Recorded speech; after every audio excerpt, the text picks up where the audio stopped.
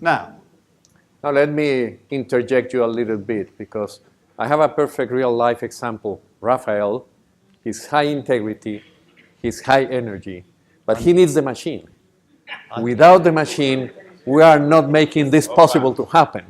Raphael, I didn't think that was going to end well at some point, but good recovery. But to the point, and if you allow me to, Sure. to pick up the brain of my witnesses, is exactly right. I think that we don't disagree about these requirements.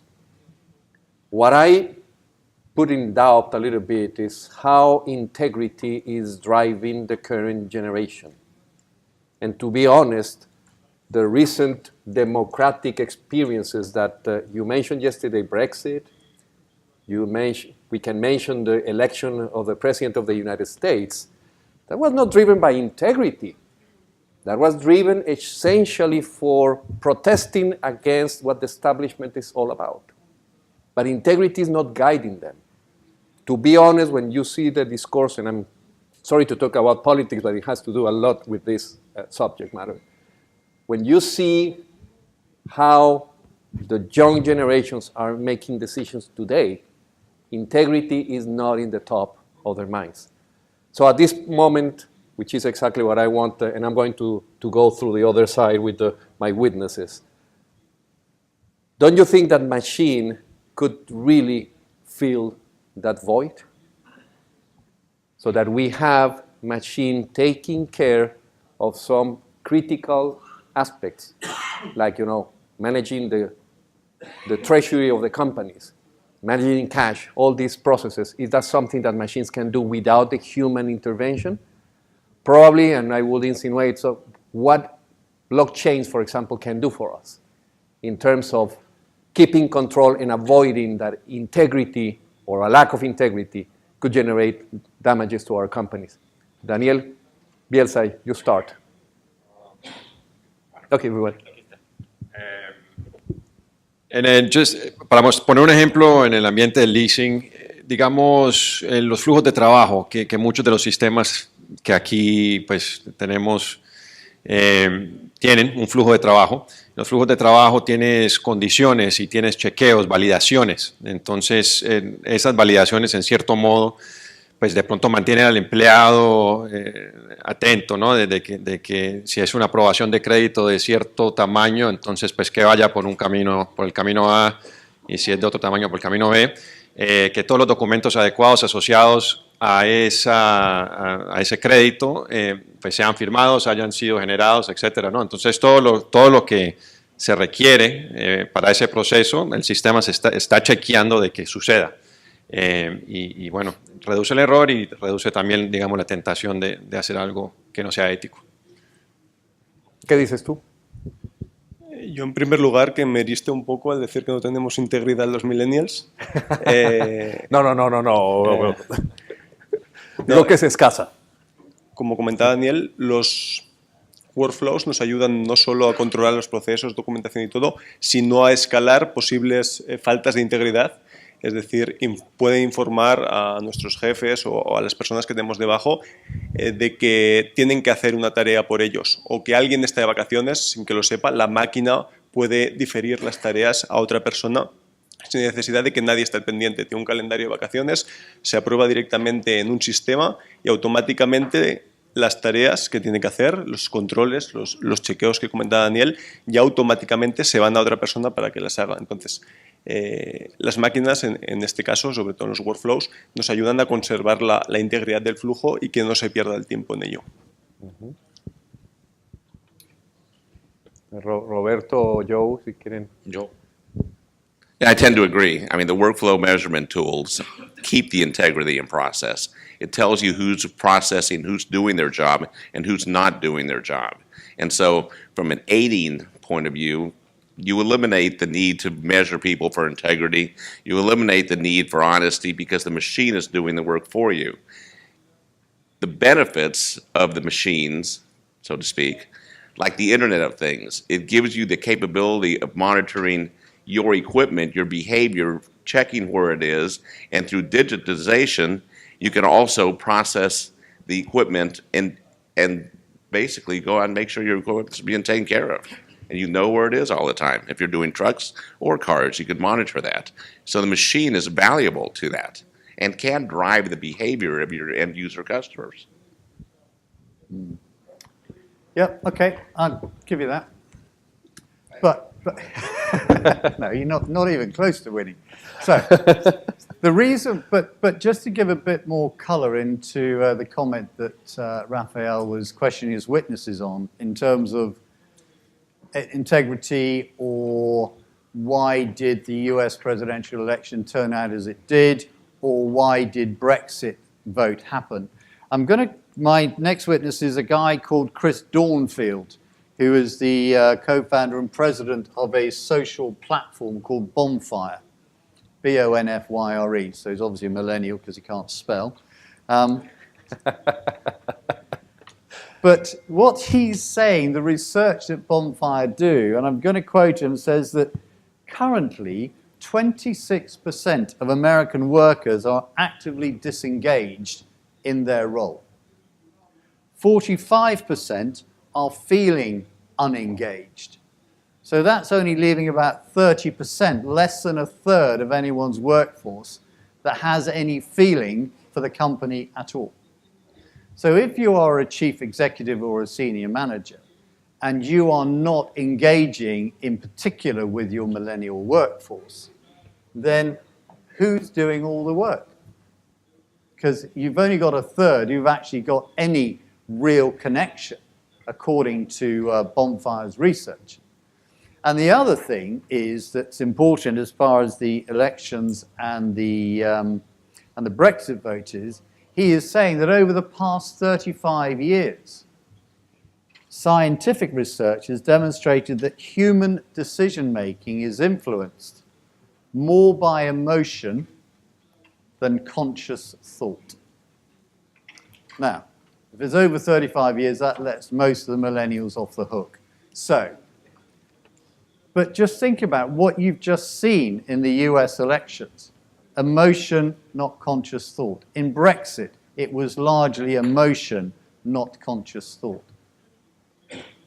Now, if you've got, using his numbers, less than a third are actually engaged in the company, where's your business going? Who's driving it? It's not going to be a machine, it's going to be people. So we need to get on to that. Now look, it's not all bad news. Well, I was at the ELFA convention in Palm Desert last week, or the week before last. I know somebody's got to do it, so might as well be a consultant. And I listened to 3 guys who run their own leasing companies, independents, and they were talking about how they address the needs, how they are of millennials, how they are trying to align their business recruitment processes to the needs and demands of millennials. And this is the first thing. Recruitment. The view was that friends work with friends. So if you've got a good group of workers with whom you trust and respect, then actually, one of them in particular, 80% of their employees were friends of friends. So just think about that for a moment. What does that mean? And the perspective was that if you are happy and engaged in your workplace, 2 things are happening. One is you want to tell people about it, or you do tell people about it. Hey, my company's great. I've got a boss who lets me do this. I've got this much responsibility. I work these hours. Oh, that sounds good. Can I get a job there as well? So that's one way of attracting people. And remember, millennials are connected. However, I was at the same conference as well, and there was a company there that was awarded the Operations Technology Award for this year. They wanted to reach out to millennials as their customers, and they had a sales rate of 45% increase year over year. And so they developed mobility tool sets to do that. Of course, that's back to technology and machines. And it wasn't about recruitment. That was about reaching out and finding a new customer base. And they did that and achieved their sales rates through mobility. So back to machines. As I was saying before I was interrupted, what they were saying, yeah, I'll give you that. So, but what he was saying, what they've recognized is that actually recruitment is a truly emotional process. You as an employer are saying to a prospective employee, come and work with me, come and live with me, come and spend more time with me than you do with your family.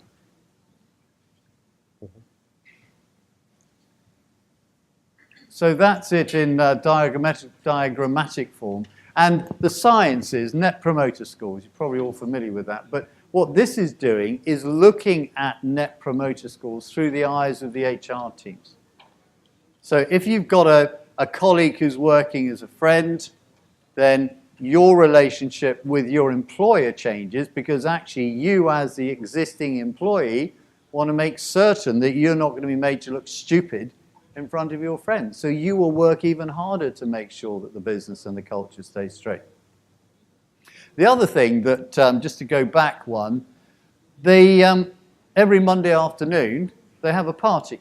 The business stops at about 3:30, and they have a party. And the whole purpose of the party is to introduce the new joiners, who traditionally start on a Monday, to everyone else in the company, so they immediately feel connected. So when these boys and girls go home and say, so how was the first day at the office? Sure, they held a party for me. It was fantastic. I had a really great time. All right, do we, anybody do that for their new employees? Doubtful. No. No. Well, you know, I love parties, but I wouldn't be doing that. The other thing was that there's no annual process. There's no annual appraisals. The view expressed was if you wait to get feedback on an annual basis, then you're probably going to lose the people. So they do monthly one-to-ones. There's a 3-month review when you've just joined, so it's either a good review, a bad review, and if it's a bad review, you go. Not saying they pay them off with high severance pays as per Netflix, but they're looking to build a relationship, and they're looking for a team approach, which is Netflix is critical. For Netflix, they will put up with nerds, they'll put up with jerks, providing they stick to the corporate values. But if you are a brilliant jerk who doesn't get on with the rest of the company, then you go, no question. So they're not into just highly technical people. So you've got this feedback thing. How am I doing? All right, millennials love feedback.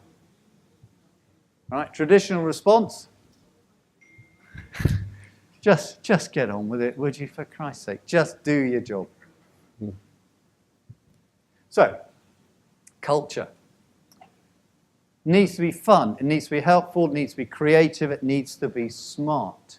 There's got to be a shared sense of purpose. And when you read this massive deck that Raphael's given you from Netflix, you will see that that's what they spend most of their time upon.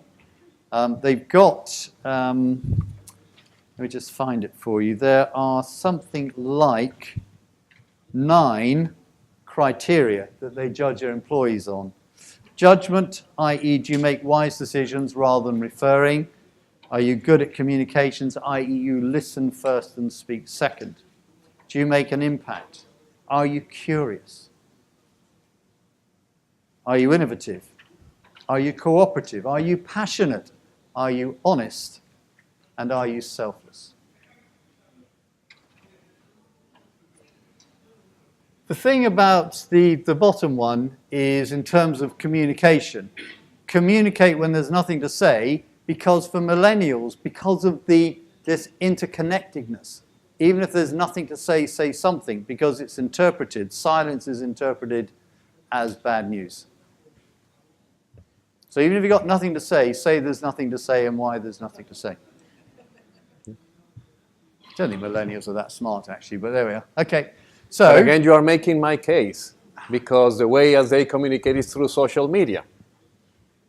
Well... And I would like to ask my panel of witnesses how they are using social media in your applications for the leasing business. Daniel, start from left to right. Bueno, Hay dos formas que podemos usar social media. Una para obtener datos en el Big Data, es decir, conectados con el CRM, podemos obtener la información y si han estado haciendo alguna búsqueda, mandarles algún correo o empezar la interacción. Y otra forma es integrar en nuestro portal web, es decir, en el frontend para el cliente, fuentes de soporte directamente con social media. Facebook ofrece la opción de integrarte con ellos y que tengas la fuente de soporte directamente con el chat de Facebook. Entonces, son formas que ya se pueden adaptar, son disponibles, APIs que ofrecen las grandes redes sociales para integrarlas en cualquier página. Sí, también respuesta mía muy parecida. Igual la comunicación con nuestros clientes, viendo pues, las tendencias a quiénes son nuestros clientes y quiénes son los líderes en las compañías que son clientes nuestros. La preferencia va por comunicación por redes sociales, Twitter, o sea, mensajes más cortos, mensajes emocionantes de lo que está sucediendo, digamos, en la compañía, cosas que serían relevantes y es mucho más fácil para los clientes nuestros digerir la información de esa manera, porque, bueno, así es como están acostumbrados a recibir la información y es usualmente una información más compacta.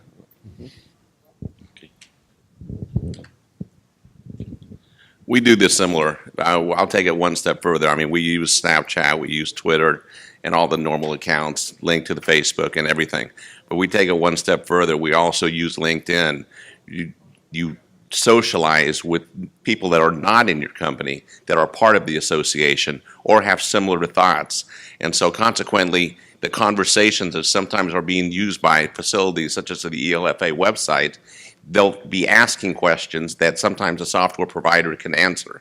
And so it all still goes back to the machine is the mechanism of communication.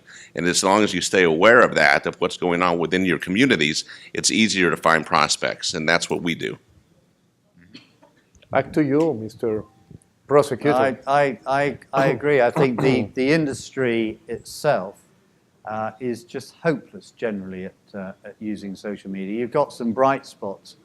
I'm not you four in particular, but but generally there are some bright spots. And I'm just going to come on in closing the case for defence. I'm just going to share some stuff with you about the future group that we run in Lease Europe.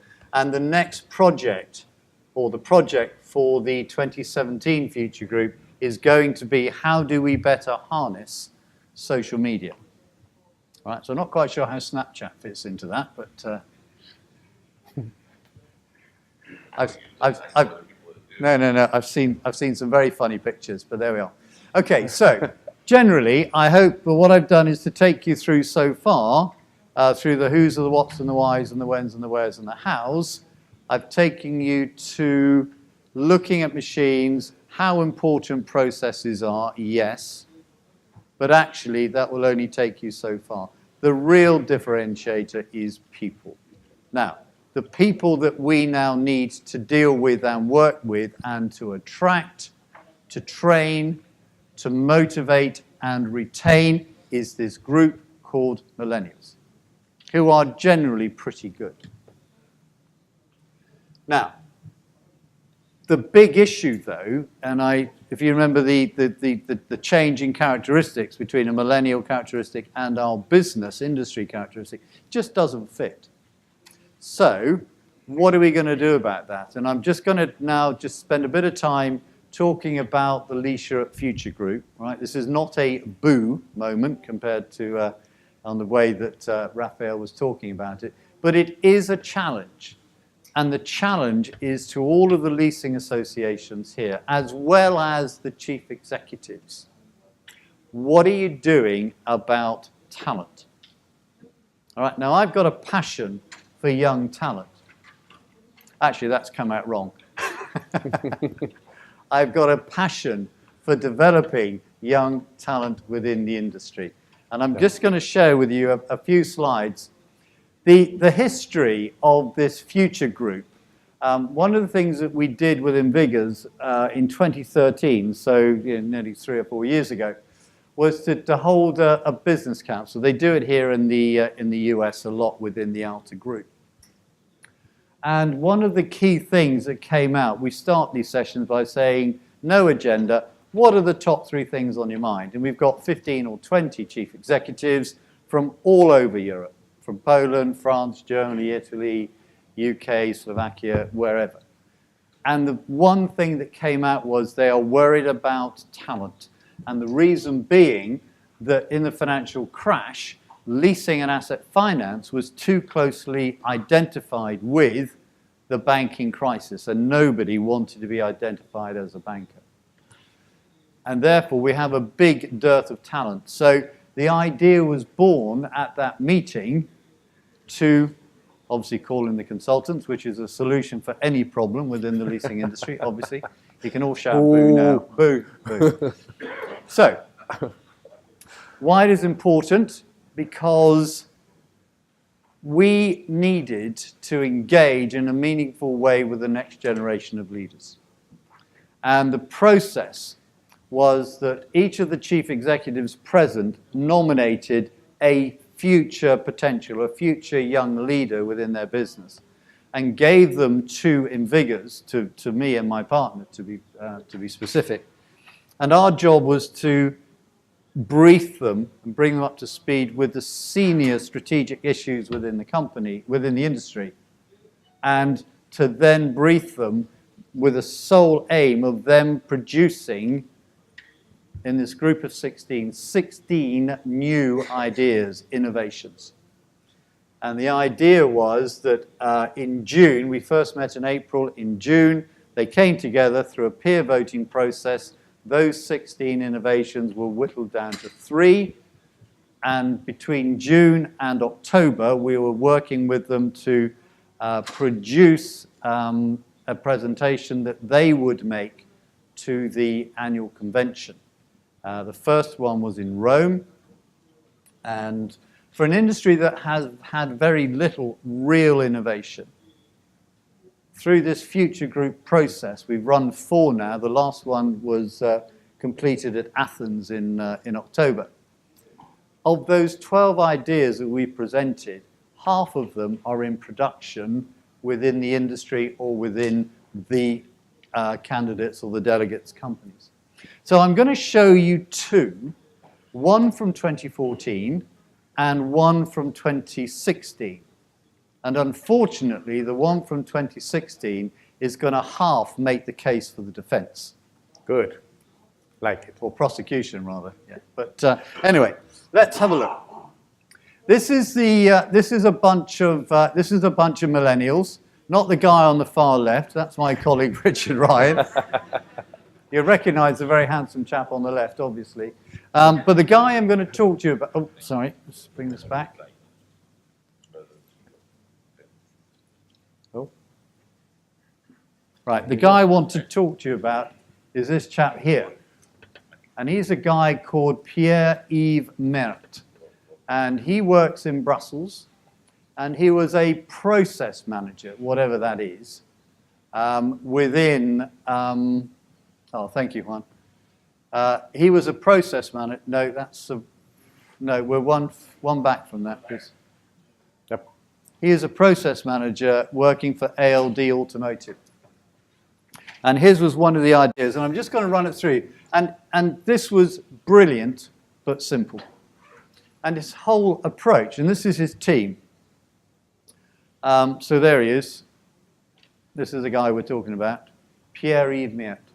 And that's a selfie. Yeah? With a yeah, smartphone. Yeah, it is. Yeah, that's true. Yes, it is. But his colleagues, that group, the lady in the middle, Anna Laplotja, is finished, but she's working within DLL in Belgium. The guy with the beard at the back is from Poland. The guy in the front is English from the UK. And nobody's perfect. Right, moving on. So, the whole point of his presentation, and this is the presentation, it's an edited version. I've taken the numbers out for commercial confidences, but this is his presentation.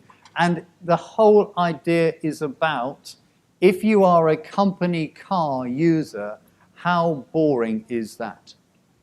There is no incentive for a company car user to look after the car, to drive it sensibly, etc., etc. So Pierre-Yves' process, or his thought process, was to introduce gamification into the company car market. So I'm just going to rattle through these slides. Effectively, what he's saying is this is the rationale and the context. Effectively, the new generation, the market is shrinking because millennials are not impressed with new cars, etc. That one is London. Okay, let me move here. Are we out of sync? Okay. There you go. Yeah. So he's saying that the market for car fleets is shrinking because millennials are not too interested in flash polished metal objects. He's talking about we are dealing in a commodity and margins are declining, that social media is a tricky thing to deal with. And he was using the example of the guy who bought a Dell computer and he wasn't happy with the service he got and the thing went viral, which is very difficult to control. And he talked about, again, company car tax in Europe is a real pain. And this is another reason why the market is shrinking. So I'm just going to run you through his rationale again, what happens if we don't act, etc., etc. So he's looking at a market of about 175 or 174 billion euros.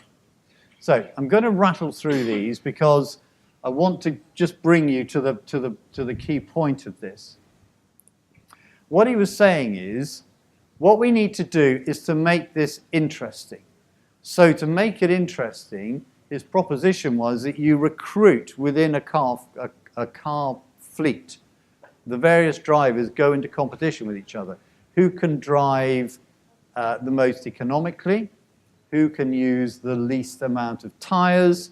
Who can avoid accidents, etc., etc. And for each element of that, then the driver is awarded points, and then when he goes on holiday and he turns up at the car rental desk with his family, he is able to say, I'll tell you what, kids, but I'm such a good dad, and I've been really good at my job. We're going to have a sedan, or we're going to have a convertible car, because he will be rewarded with points by the car leasing company. So all these things come into play. So just rattle through those.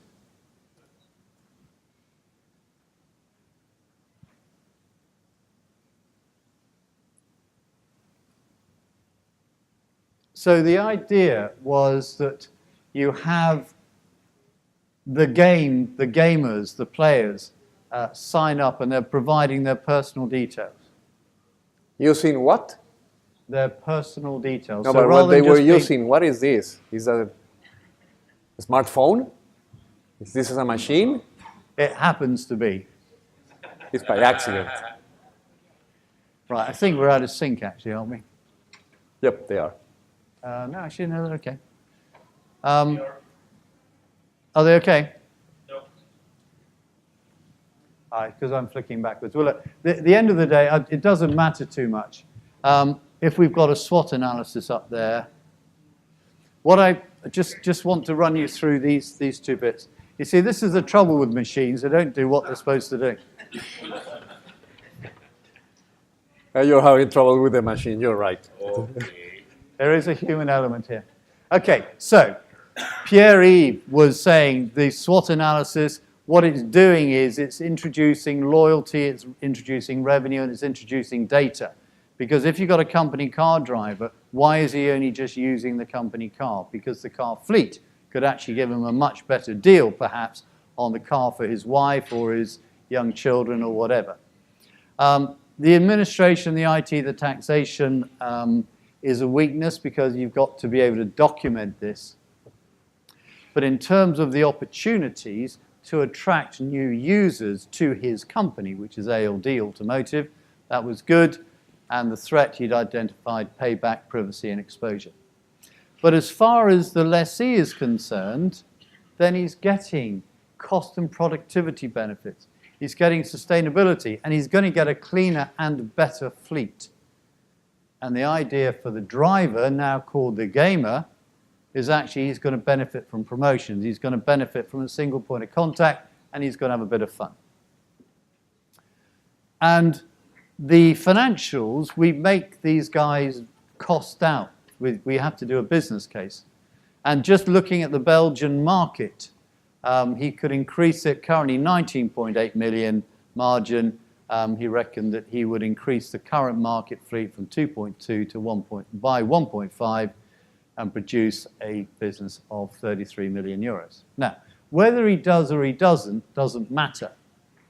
But actually, this idea is now being adopted by ALD in Europe, and it is a runaway success. So you are meaning that what we need to do is using the machines as game consoles in order to generate more productivity and more business? No, I'm not saying that at all. Members of the jury, don't be confused by unhelpful interactions from the Secretary of State for Justice. What I'm saying is that if you harness millennials properly, then that is good for business in a number of ways. The fact that you need a machine to record the actions is frankly neither here nor there. Okay, so this is what happens at the end of the day. The guy gets a scorecard and yada yada, and he ends up with a convertible for the weekend, proving that daddy or mummy is actually a really cool dude. And this is just for doing what they would do anyway. They're going to drive from A to B. Except when they're in a game and they're in competition with fellow drivers, they're just going to do it a bit more carefully. That's the plan. Okay, now, the second and last one. Do you want to ask your witnesses any questions? At this moment, I think you're making our case, so keep going. Well, unfortunately, I'm about to make your case even more. But I would ask you, members of the jury, to remember that this has all been innovated by people, not machines. So, we're going to talk about the future group that we did in Athens. You see that the good-looking guys now moved to the right, and the old chaps there in the front. And we're going to focus on this lady here, Deandra. She also, as it happens, works for ALD. And her idea is, and you can see the mix of people that she's been working with. So I talked on the earlier slide, one of the byproducts of the future group, which is important, I think, for this region as well, is that it teaches these guys distance management techniques. It teaches them how to cooperate, to collaborate, and is also helping them provide or build a network of friendships which will hopefully last them through their careers. So it should become self-sustaining. Now, the context for this idea from Deandra was actually looking at disruptive innovation. The bottom right GAFA is Google, Amazon, Facebook, and Apple, that group of companies called GAFAs, i.e. the new technology companies. Be the leader instead of the follower. And what she was worried about is that you've got the leasing companies and the industry is actually meant to be the little guy on the right versus the fintechs and the new producers. Well, if I may then interrupt you for a while, let's talk a little bit about fintech. And for that purpose, I would like to ask Roberto if you can start putting us in connection with what fintech is all about. Ok, gracias Rafael. Bueno, un tema importante y de actualidad, la parte de las fintech. Hemos estado hablando de muchos productos innovadores en el mercado. Ya se tocó el tema del Internet of Things, están las blockchains, la parte de Big Data, análisis predictivo, ¿verdad? Hay muchos temas muy interesantes. Y antes de pasar al término de fintech, es muy importante que se tenga la infraestructura adecuada para poder tener acceso a ese tipo de innovaciones y tecnologías. Porque no es magia decir, está fintech, vamos a usarla. Hay que tener la infraestructura para tenerlo. Ahora, ya entrando en materia, pues fintech es la parte financiera y la parte tecnológica.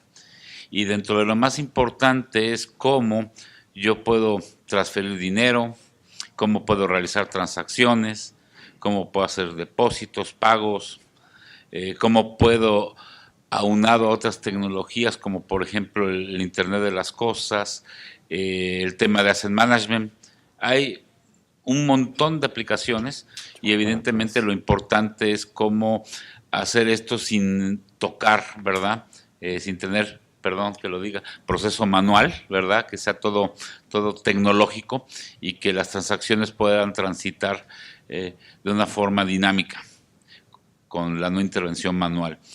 Bueno, dentro de la parte de FinTech, pues para citar algunos ejemplos, podemos empezar con la parte de los bitcoins, aquella moneda que se creó hace algunos años, que tiene su tipo de cambio, ¿verdad?, con respecto a las monedas locales y que se empezó a utilizar para hacer muchas transacciones, ¿verdad?, mercantiles y transacciones de compra y venta de bienes. Uno que es muy conocido también es la parte de PayPal, que se hacen millones y millones de transacciones a través de ese mecanismo, que es muy simple, ustedes saben, registran una tarjeta o algún mecanismo de dónde tomar el dinero con sus datos personales y cuando entran a cualquier servicio de pago de PayPal es un clic y listo, se acabó. No tienen que meter toda su información personal nuevamente, etcétera. Entonces, más o menos es la forma en la que las fintech funcionan. Hay incluso ya servicios de préstamos incluso que ruedan sobre la plataforma de fintech. Entonces se puede tener una financiera, ¿verdad?, que todo en la nube, informaciones, cosas que se tienen que completar, evidentemente por regulaciones se tienen cuestiones a cumplir, pero todo funciona de una forma automática y entonces se aprueba y automáticamente se tiene la disposición y la disponibilidad de los recursos.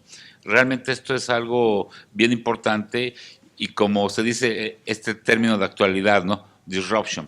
Evidentemente está haciendo un parteaguas y un cambio en cómo hacer los negocios. La forma de negocios cambia radicalmente a partir de esta delgada línea, ¿no?, de tecnología. Y que, reitero, va en acompañamiento con otras tecnologías importantes y evidentemente que cada uno de nosotros, cada una de las instituciones en las que trabajamos tengan la infraestructura adecuada para poder tener acceso. Dentro de ese contexto, Robert, quisiera, si es posible, preguntarle a nuestros testigos qué aplicaciones de FinTech están viendo y están implementando para este sector, para este negocio del arrendamiento. ¿Quieres? Sí. Respecto a FinTech, el año pasado y el anterior en Europa montamos 2 FinTech. Les ayudamos con toda la parte tecnológica. Son fondos de capital riesgo que ya no quieren trabajar con bancos. Es decir, ellos tienen dinero, lo llevaban a bancos, los bancos no le daban la rentabilidad que buscaran. Es decir, decidieron montar plataformas de financiamiento sin necesidad de personal.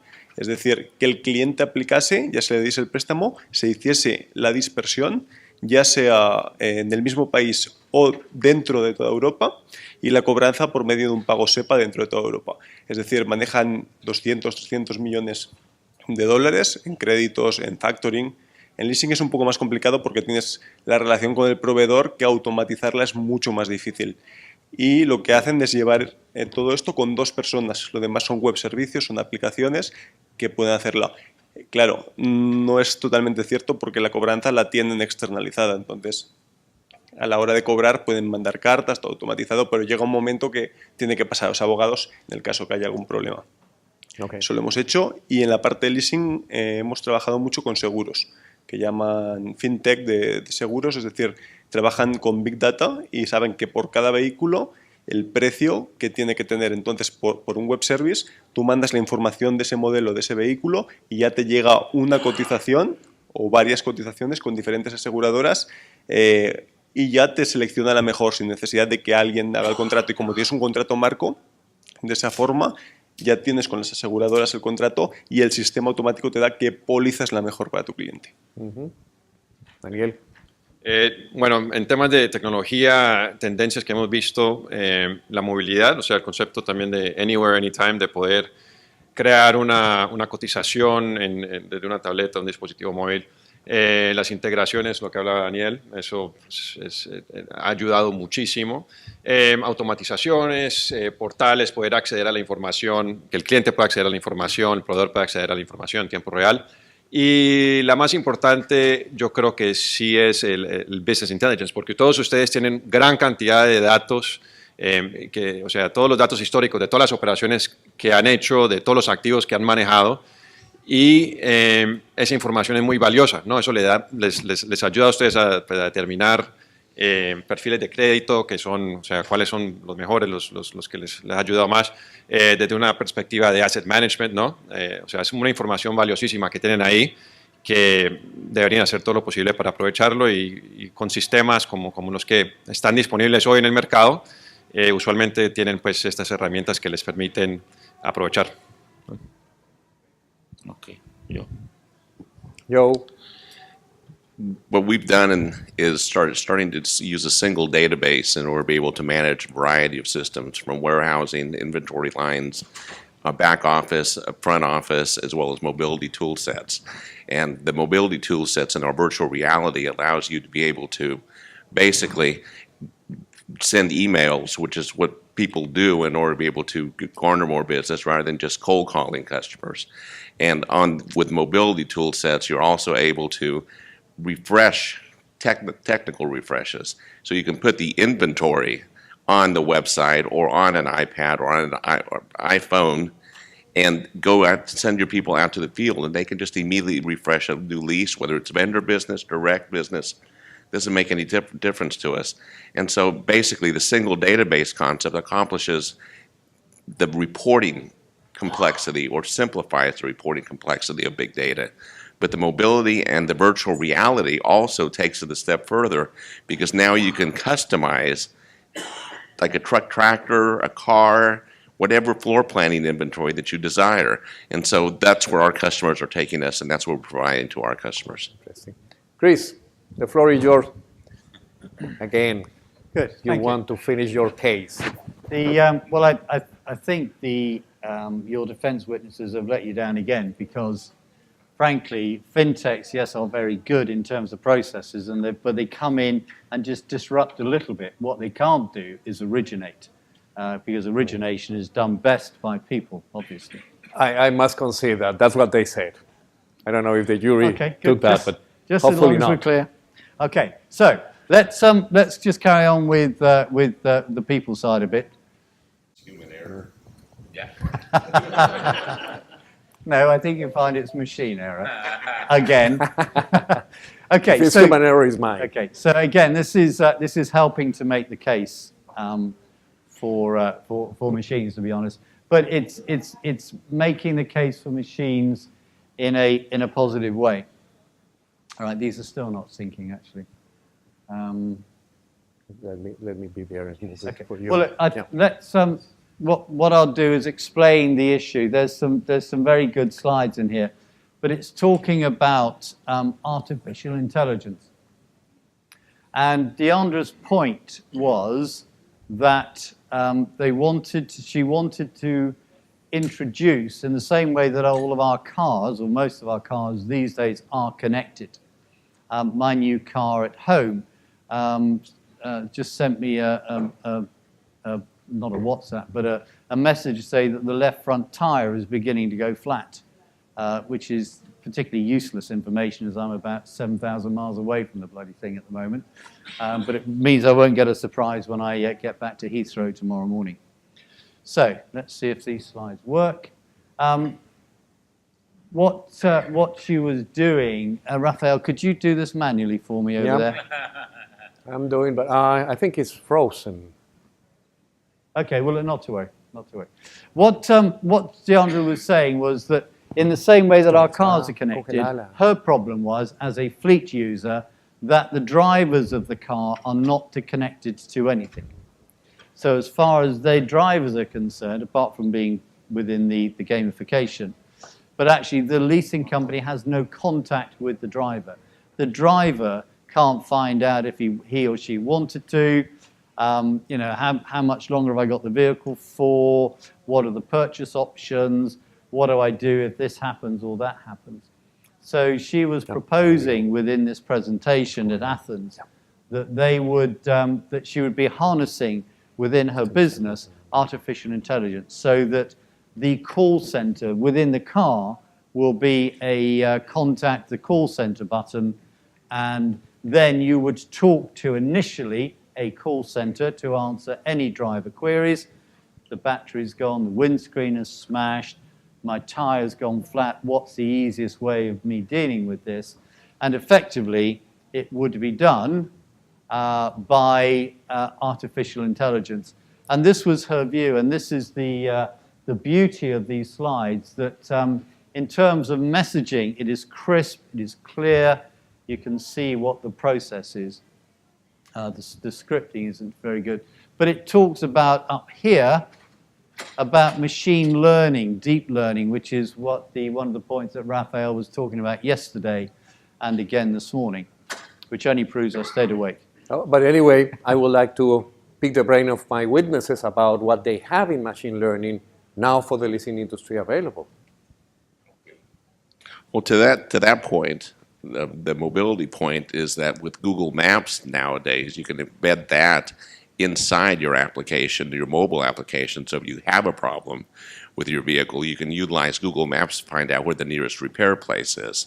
And that eliminates a lot of the risk of you owning the asset. And from online or from learning point of view, everything's online. And it's so simple that the learning process is just completely minimized now. And with workflow engines, it's not a technical person anymore that handles the workflow engine. It's a business user that wants to redirect some method of flow or just improve the workflow. So all those tools are available to you at this point. It just means how far do you want to take them down the line. But the capabilities are there to put everything together. Sí, o sea, los flujos de trabajo de estos sistemas son exactamente eso, ¿no? Artificial Intelligence. Sí recomendaría tratar de o sea, maximizar el uso de esos flujos de trabajo, dejar que la automatización sea la mayor posible y restringir los procesos manuales, que siempre pues, es como una resistencia muy natural, ¿no? De seguir haciendo las cosas como se siguen haciendo, pero para en verdad sacar provecho a esto, dejar que el sistema haga un poco más, que automatizar algunos pasos por medio del flujo de trabajo y que las decisiones las realice el sistema, ¿no? Nos ahorra todo dolor de cabeza, errores humanos y tiempo también, tiempo y costo. Bueno, yo un poco quería decir en la parte de renting que antes comentaba que podemos aprender de lo que hacen nuestros camiones para dar un poco de información a nuestros clientes sobre el comportamiento de sus conductores, de cómo consumen, de cuál es el vehículo, cuál va mejor, si quieren pagar primas, y todo esto se puede automatizar, la máquina lo puede leer y automáticamente mandar reportes sobre cómo el conductor de ese vehículo está funcionando. Es un servicio que le podemos ofrecer. El costo es muy bajo si tenemos esta información del GPS. So what is amazing, Chris, is that the contest that you organize amongst the millennial turned out to be a machine maximizing process. So it seems that we are kind of approaching our causes now. Probably we are going to settle our case. I don't know. Or we leave the jury to decide who wins and who loses. I think that's probably a good idea. And to be honest, I've forgotten whether I'm defending or prosecuting. At the end of the day, these are the benefits and impacts of artificial intelligence as far as the presentation was concerned. Don't worry that I'm slipping through these because these are included in the decks or in the sticks that you've got, so you can look at them at your leisure.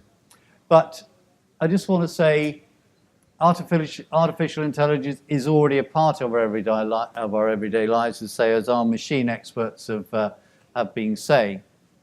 The fact is, it needed human intervention to bring it to life.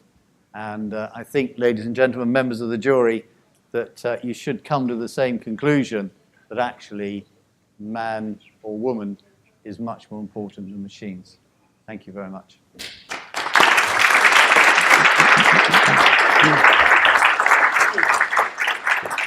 Yo creo que ya para concluir esta mañana y llevarnos al almuerzo, pienso que en resumen podemos decir que dentro de nuestro análisis de productividad, la inquietud que les queremos dejar es cómo podemos utilizar las herramientas que Chris nos ha dado. A pesar de ser mi contraparte, tengo que admirar lo que hizo. En el sentido de invirtamos en la gente, pongámosle atención a la gente que trabaja con nosotros, tengamos en consideración que ya se mueven en un entorno diferente. Yo quiero simplemente traer a colación que, no, ustedes pueden no creerlo, pero yo tengo una nieta que tiene 2 años y medio y la niña me toma mi teléfono y empieza y abre la aplicación de YouTube sin necesidad. Ella no apenas habla, pues, naturalmente no sabe leer. Abre la aplicación de YouTube. Cuando le ponemos la aplicación de YouTube, sus mejores momentos de emoción es cuando se ve el logo de YouTube, se emociona. Igual que cuando le ponemos un DVD, sale el aviso del FBI. ¡FBI! Que dice, no pirateen.